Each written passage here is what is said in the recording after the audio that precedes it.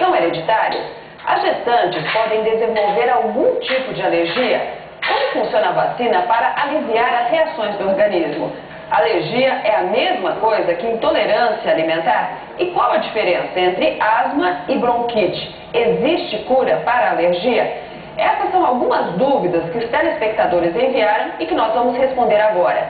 Com a palavra, Alexandro Zavadniak, pediatra alergista. Maurício Martins, presidente da Associação Brasileira de Alergia e Imunologia no Paraná. E Adriana Vidal Schmidt, médica do Serviço de Alergia da PUC Paraná e secretária do Departamento Científico de Alergia da Sociedade Paranaense de Pediatria. Como conviver com a alergia? Hoje, como o programa é gravado, não dá para participar fazendo perguntas. Mas você pode mandar para a gente o seu comentário, a sua sugestão, pelo endereço eletrônico com a palavra @rtve.pr.gov.br.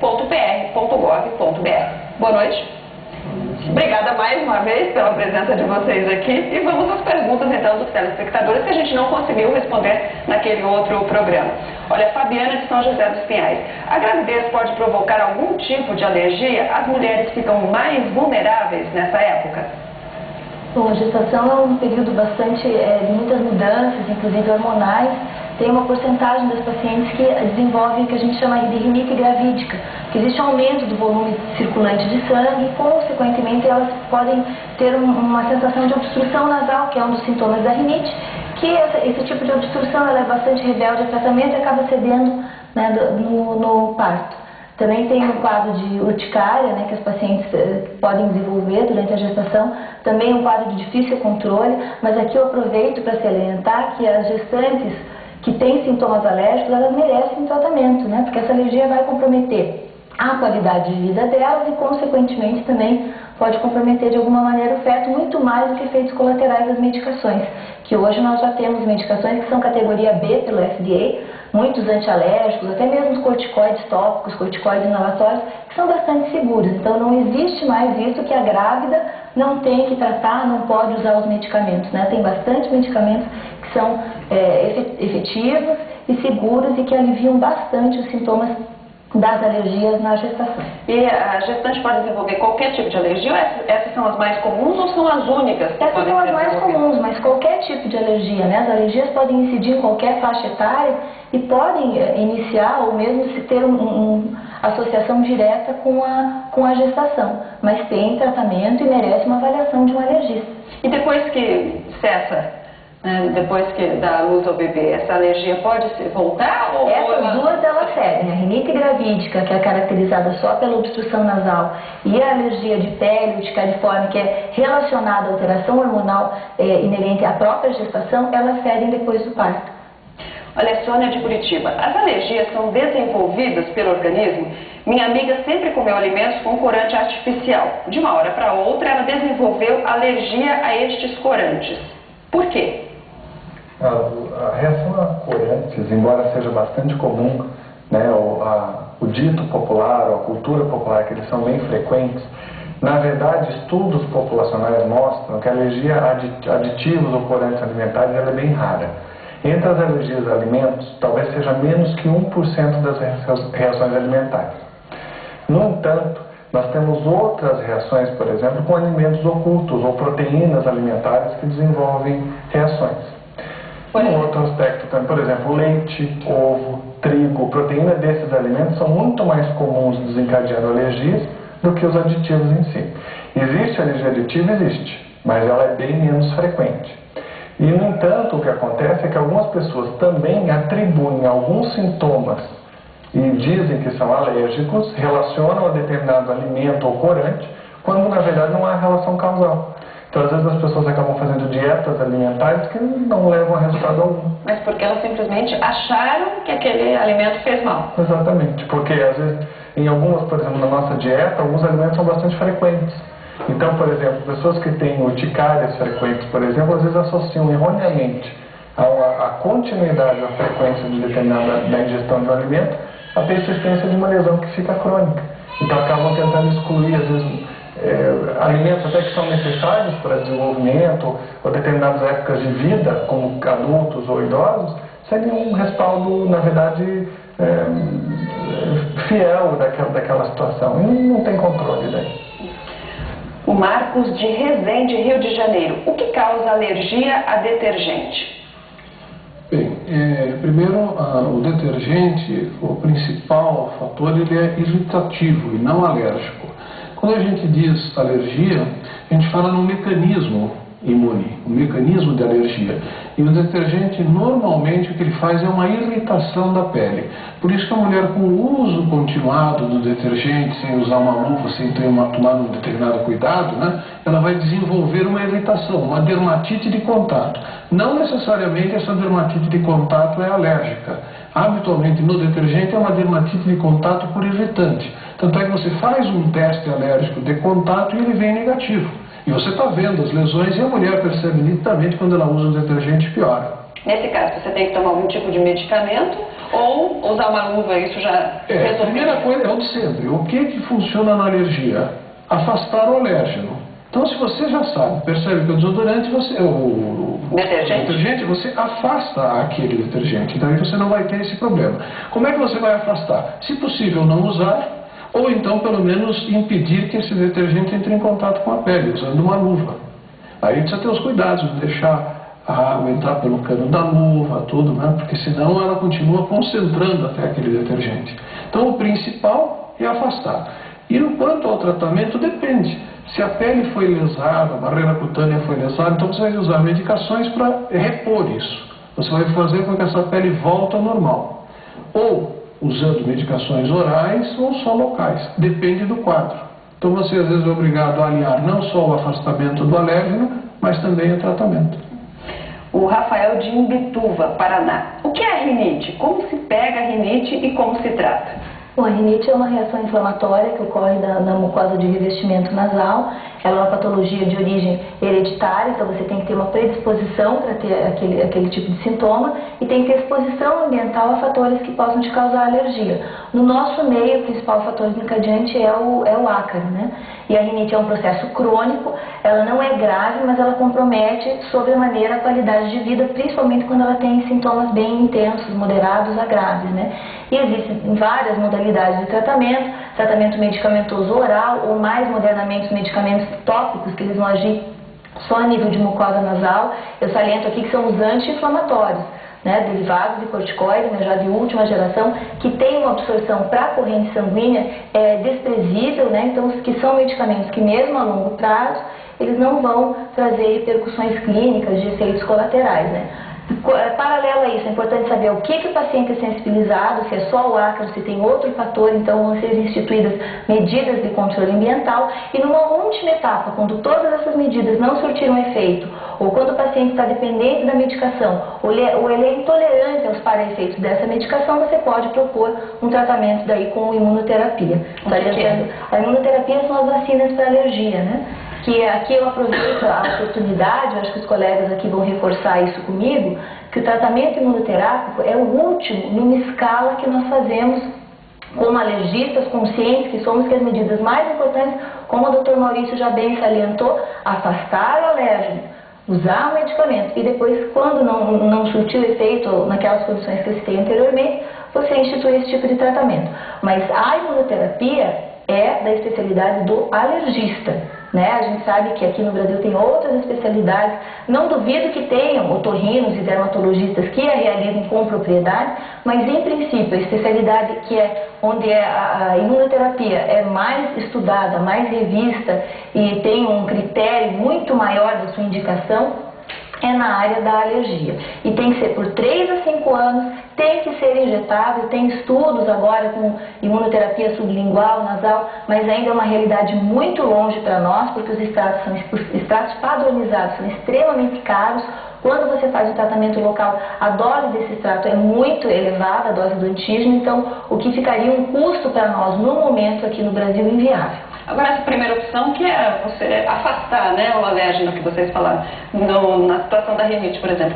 Que cuidado você tomar dentro de casa? Se o paciente tem alergia a ácaros, aquelas medidas clássicas, né, de retirar o carpê, bichos de pelúcia, colocar capas impermeáveis no colchão, no travesseiro, né?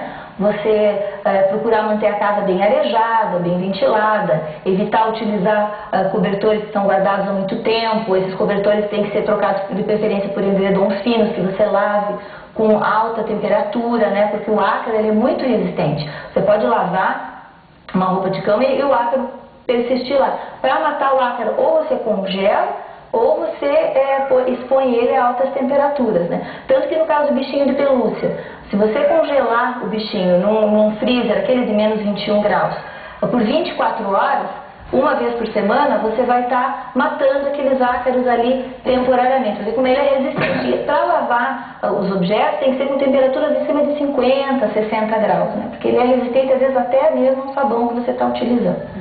Como conviver com a alergia? A gente volta daqui a pouquinho, instante só.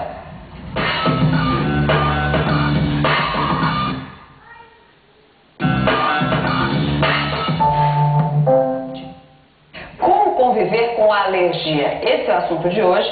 E como com a palavra é gravado, não dá para participar fazendo perguntas. Mas você pode mandar para a gente o seu comentário, a sua sugestão, pelo endereço eletrônico, com a palavra @rtve.pr.gov.br. Olha uma outra pergunta aqui da Cristina Gomes, de Esfera Feliz, Minas Gerais. Meu filho tem problema na garganta, ela inflama frequentemente. Como reação, aparecem bolinhas vermelhas no corpo. A pele chega a descascar. Qual é esse tipo de alergia? Bom, é muito difícil você fazer o diagnóstico de uma alergia assim por essa história. Isso deve ter um acompanhamento do médico, ele deve estudar realmente o caso. É muito comum as alergias em crianças. E outro detalhe que a gente tem que lembrar, nem tudo que aparece na pele é alérgico. Até a doutora Adriana estava falando agora mesmo das dermatoses da gestação. Várias dermatoses não são alérgicas, aparecem na pele, causam coceira e não são alergias, são outro tipo de doenças. Então aí tem que ter realmente um acompanhamento de um colega, de um médico, de preferência, ou um alergista, ou um dermatologista. Às vezes o pediatra tem dificuldade, porque o pediatra tem que saber de tudo, é difícil. Hoje a medicina é muito segmentada, porque ela progrediu demais. Então nós temos especialistas, o Dr. Alexandre aqui ele é pediatra, mas ele é especializado na área de alergia. Nós temos outros pediatras que são especializados em neurologia, cada um tem o seu setor. Eu acho que isso é difícil você conseguir dar um diagnóstico, além de estar incorreto, isso por ouvir falar. Dessa maneira. Agora, o senhor disse que é muito comum em criança, alergias, né? Por quê? A alergia começa assim, a alergia começa na infância. Isso não quer dizer que o adulto não tem alergia. Talvez seja mais fácil de você fazer, a mãe se preocupa mais e leva no médico, então você faz o diagnóstico da alergia em criança. E essa alergia pode persistir durante toda a vida, porque o mecanismo, a característica genética do paciente não muda. No programa passado, nós até comentamos que dava-se um jeito de equilibrar a situação de uma maneira que foi a pergunta se a alergia tinha cura. Então foi até muito bem respondido, né? Foi que não, nós temos medicamentos que nós conseguimos equilibrar o organismo, ou seja, evitar que tenha essa resposta exagerada, ou afastando com algumas medicações, ou com algumas técnicas, vamos dizer, de alergia, como imunoterapia, mas a persistência genética alérgica fica, né? Isso a pessoa trouxe consigo. Então tem na criança, na fase adulta vai ter também, é isso? Ah, com certeza. É só um comentário em relação a esse ouvinte que mandou para a gente essa pergunta. Um outro aspecto interessante nessas infecções respiratórias com alergia de pele associada é que na infância, por exemplo, nós temos vários vírus que no curso de uma infecção aguda pode aparecer uma reação na pele. São rushes virais. Por exemplo, eu vou dar um exemplo que é clássico, sarampo, todo mundo sabe disso. Então tem às vezes uma infecção respiratória, do trato respiratório, e tem uma alergia na pele. Vamos chamar de alergia entre aspas, é uma reação cutânea pela presença desse agente infeccioso. Então muitas crianças, eu não sei se é o caso, mas um comentário interessante é que no curso de infecções respiratórias pode haver rushes virais. Então a criança tem um rosado na pele, que geralmente dura 24, 48 horas, pode coçar um pouco, mas isso geralmente é uma resposta do organismo a essa infecção. É uma resposta imunológica normal. Então, na verdade, não é uma reação alérgica, o indivíduo não é alérgico nessa situação. Muitas coisas que a gente imagina que são uma alergia, na verdade, não são. Uma questão é assim, nem tudo que coça é alérgico, na verdade. Então, na verdade, o diagnóstico é uma grande chave. Obviamente que muitas coisas que coçam podem ser, mas a gente tem alguns detalhes, claro, caso a caso, na história do paciente, que nos conseguem dar rumos nesse sentido. Porque o grande diferencial é assim, Se o indivíduo é alérgico, muito provavelmente a exposição continuada ou o contato com aquela substância vai provocar aquela reação novamente. Então é aí um momento decisivo para a gente intervir ou dar orientações no que fazer nesse momento. Eu lembrei agora de uma infecção bacteriana nas amígdalas que pode cursar com um quadro cutâneo também, que é pruriginoso, a pele fica bastante áspera, avermelhada e que depois descama, né? Que é um quadro clássico que nós conhecemos, que é a escarlatina. Né? Esse é o nome da doença, escarlatina. Olha, a Divanilde Jacundá, que é do Pará. Eu tenho rinite alérgica, fiz tratamento com vacinas, não adiantou. Faço outro tratamento ou devo repetir o tratamento com vacinas? E ele diz também, e toda vez que eu como frutas cítricas, tomo leite, como ovo, eu me sinto mal. Tenho tosse, falta de ar e perco até a voz. Fiz o exame e não deu nada. Por que isso aconteceu? Bom, eu prefiro responder a primeira parte da pergunta. Das vacinas aqui. Que na verdade a questão é assim, com quem ele fez? É um médico que tem especialização em alergia? Baseado em que? Ele fez os testes alérgicos, essa imunoterapia foi específica para aqueles antígenos que ele era sensibilizado, foram utilizados extratos padronizados, foi feita a vacina injetável, subcutânea, como é preconizado, foi feito a subida de doses gradativa, o período de tratamento qual foi? Porque dizer que você fez 6 meses de imunoterapia não adiantou, é óbvio que não vai adiantar. Por que não? Porque o mínimo é 3 anos, o recomendável é 5 anos. Eu diria que abaixo, não, os efeitos nós já notamos a partir do 4º, 6º mês, né? Mas para que os resultados se fixem e tenham um efeito duradouro, mais curativo, abre aspas, né? Porque ele faz uma imunomodulação, você vai produzir anticorpos que vão bloquear aqueles anticorpos que causam alergia. Então tem que ser um tratamento prolongado. Eu diria assim que o mínimo seria 2 anos, né? Não sei se os colegas... E teria validade depois, digamos assim, né? Essa cura, como você colocou entre aspas, por quanto tempo também? Tem vários estudos Isso depende muito, cada paciente é um paciente. Mas um dos aspectos mais interessantes da imunoterapia é que os efeitos não são exclusivos do momento que você está utilizando. Eles também são prolongados, ou seja, eles são duradouros. Isso é variável dependendo do antígeno e eu digo dependendo da qualidade de vida do indivíduo. Por exemplo, eu posso fazer uma imunoterapia para ácaros da poeira que ele é alérgico a ácaros. Ele tem uma excelente resposta, ele é adolescente. Mas vamos supor que aos 20 anos ele vai trabalhar como, um exemplo grosseiro, bibliotecário. E ele convive 24 horas dentro do ambiente repleto de ácaros. Então ele pode começar a ter sintomas novamente, que se mudou o estilo de vida. Então tem algumas variáveis. Agora esse comentário da doutora Adélia em relação à imunoterapia ser um tempo prolongado, isso não é só da experiência pessoal nossa. Isso é um documento que existe da Organização Mundial de Saúde, corroborada por diversos organismos internacionais, em que existem recomendações de tempo, de duração, de esquemas de tratamento que devem ser seguidos para que haja sucesso. Como qualquer tratamento médico, você tem que seguir algumas diretrizes para que aquilo seja eficaz. Até assim, aproveitando falar em termos de diretrizes, né? Hoje em dia já existem guidelines, existem protocolos de diagnóstico e de tratamento das principais patologias, isso em qualquer área médica, né? Então, não há espaço para nós médicos, felizmente, utilizarmos a nossa criatividade, mas não se justifica isso. Então, para cada doença, se você já tem todos os protocolos de diagnóstico, de tratamento, então, assim, é até interessante que nós alergistas aqui em Curitiba somos um grupo relativamente pequeno, né, de profissionais, e muitas vezes o paciente vai consultar com vários e não fala nada, daí quando a gente faz a receita, eu já usei esse medicamento, eu fui no tal doutor, ele também passou esse medicamento ou passou esse. Quer dizer que nós temos mais ou menos a mesma linha de conduta. E quando você usa a linha científica, quando você segue os estudos, as recomendações nacionais e internacionais, não há muita diferença de tratamento de um médico para o outro, porque tudo existe um consenso. É aquilo que eu falei, para aquele profissional bem qualificado, não existe espaço no seu consultório para o uso da sua criatividade pessoal. E essa segunda pergunta aqui do Adivanil, toda vez que ele come frutas cítricas, leite, ovo, se sente mal, tem tosse, falta de ar e perde até a voz. É assim, frutas cítricas podem fazer, principalmente reações limitadas à cavidade oral. Pode haver um edema, um inchaço dos lábios, sensação de coceira nos lábios ou na garganta. Isso pode ser sim uma reação alérgica. O que me chama a atenção um pouco no caso dessa pessoa é que a polissensibilização, quer dizer, parece que ele faz reações a muitos alimentos. E isso não é comum. Em geral, nós fazemos reações a um ou outro tipo de alimentos. Mas, no entanto, há o que a gente chama de reatividade cruzada. Algumas proteínas vegetais de um determinado grupo semelhante podem reagir no organismo de uma mesma forma. Vou dar um exemplo de frutos secos, por exemplo, amendoim, castanha do Pará, castanha do caju. Então, eles têm proteínas que às vezes têm uma semelhança estrutural. Então, o indivíduo pode comer algum desses alimentos e fazer as mesmas reações. Mas me parece assim que, na verdade, são grupos diferentes de alimentos aos quais ele tem reação.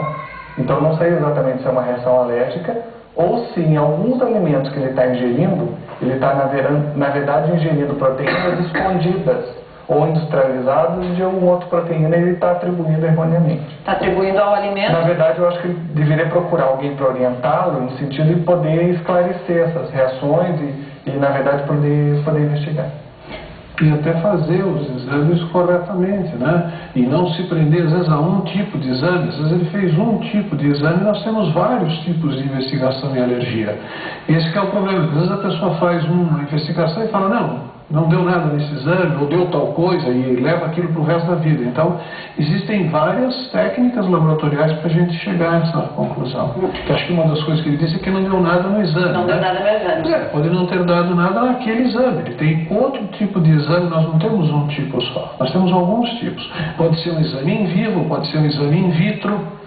Né? Você pode fazer essa pesquisa, uma IgE, um raste, você vai fazer no laboratório. Você pede ao laboratório para fazer. O outro é o que a doutora Adriana estava falando do teste alérgico que você faz no próprio consultório. Então você tem alguns métodos para investigar isso. Eu acho que o princípio básico é assim, se começa por aquilo que é mais inócuo e mais seguro para o paciente. Por exemplo, se eu peço um exame no sangue e posso determinar se ele tem anticorpos, é muito mais seguro do que se eu pedir para ele ingerir um determinado alimento e ver se ele tem reação. Às vezes, muitas vezes, ele tem uma reação grave. Vamos dar um exemplo ao camarão, ele pode ter uma reação anafilática. Então é muito mais fácil eu dosar o anticorpo no sangue, em que ele não corre risco, isso é dosado no laboratório, eu já tenho níveis que eu já posso interpretar, do que pedir para ele comer um camarão. Se obviamente a história dele já é muito subjetiva. Então se começa por aquilo que é mais seguro e se progride por aquilo que pode nos levar ao diagnóstico, mas que daí a segurança talvez, aí tem, às vezes fazendo um consultório com material de segurança, no sentido de atendimento médico, ou às vezes até nível hospitalar, para que a gente possa... O doutor Alexandre fala de um teste de provocação, de um modo geral você vai fazer isso no hospital mesmo, porque mesmo sendo, ainda mais o paciente que já conta que ele tem alergia, ele pode às vezes ter uma reação muito intensa, às vezes acima do que normalmente ele tem, até pela repetição, que ele está entrando em contato e essa reação pode ser amplificada. Então, um teste de provocação, por exemplo, até comer o camarão para ver, deveria ser realizado isso num ambiente onde tem essa segurança que o Dr. Alexandre está falando. O que acontece com a pessoa quando ela tem um choque anafilático? Ela tem uma resposta exagerada, né? Muito grande. Então, se liberam determinadas substâncias e essas substâncias, são os mediadores químicos, vão ter efeitos em alguns órgãos chamados órgãos de choque. E dependendo do órgão de choque, então, por exemplo, no homem, que é normalmente na garganta, tudo começa a ter um edema muito grande e esse edema vai trancar, vai fechar, vai obstruir aquele canal da respiração. Daí a pessoa pode até morrer. Pode ir ao óbito. Acho que um comentário pertinente agora, que me permite assim, acho que tem que ficar bem claro, até eu disse agora um exemplo de comer o camarão. Pessoas que ingerem alimentos e têm esse tipo de reação que o Dr. Maurício comentou, elas são, na verdade, qualitativas. Não depende de quanto o indivíduo come.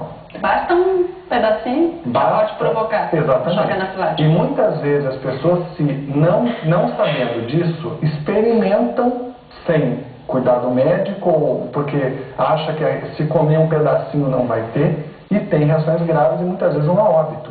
Por, na verdade, uma bobagem. Por um erro, uma bobagem mesmo que fez. Então, pessoas que têm esse tipo de reação ou suspeitam, elas não podem ingerir até que seja esclarecido se esse alimento ou não está provocando uma reação sistêmica. Porque essa é uma condição, é uma emergência médica, é um risco de vida para a pessoa.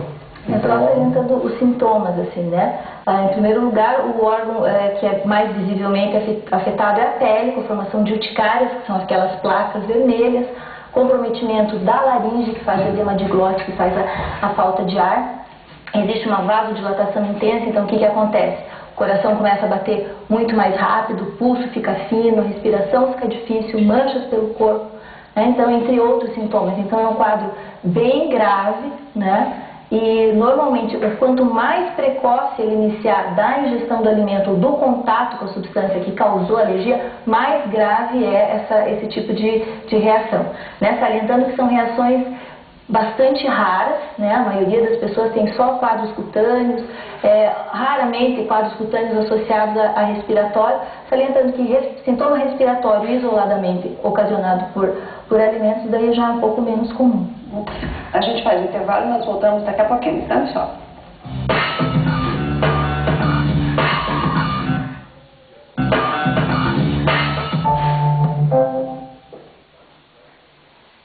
Como conviver com alergia? Esse é o assunto de hoje do Com a Palavra. E como o programa é gravado, hoje não dá para participar fazendo perguntas.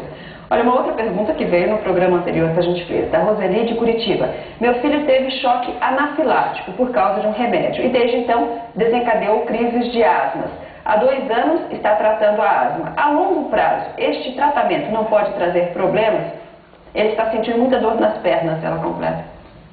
Bom, acho que a primeira parte é em relação à reação a medicamentos, né? Pode ou não haver uma relação entre a reação medicamentosa e o surgimento da asma, né? Existem algumas condições pouco frequentes em crianças, mais frequentes em adultos, em que pode a asma ser relacionada com uma reação medicamentosa. Quanto ao tratamento da asma, eu acho que é bem pertinente a pergunta.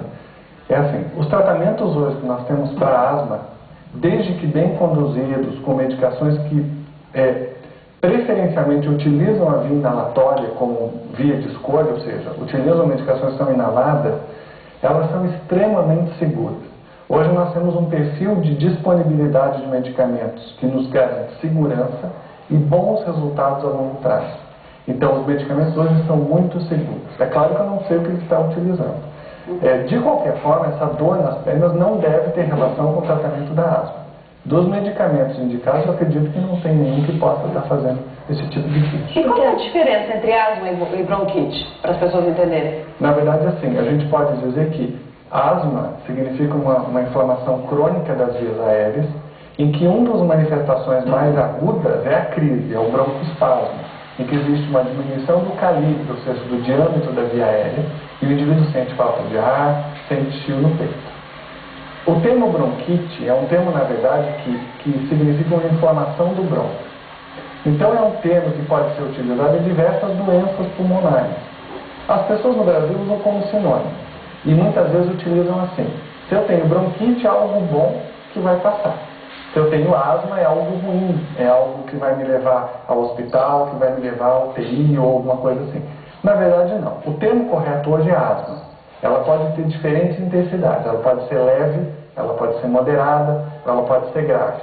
Ela pode ser esporádica, o que a gente diz intermitente, ou ela pode ser persistente. Ela pode ter sintomas muito frequentes.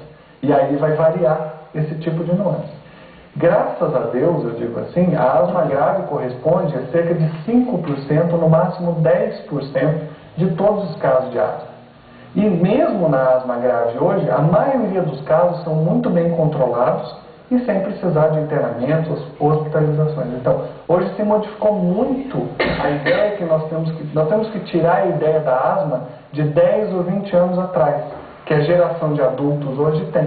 Hoje, graças a Deus, as crianças têm uma disponibilidade e uma qualidade de vida muito boa. Tem uma vida normal, né? Às vezes as pessoas têm medo da medicação e, surpreendentemente, não têm medo da doença que pode levar à morte, que leva a internamentos, que leva a um comprometimento importante da qualidade de vida, particularmente nas crianças, né?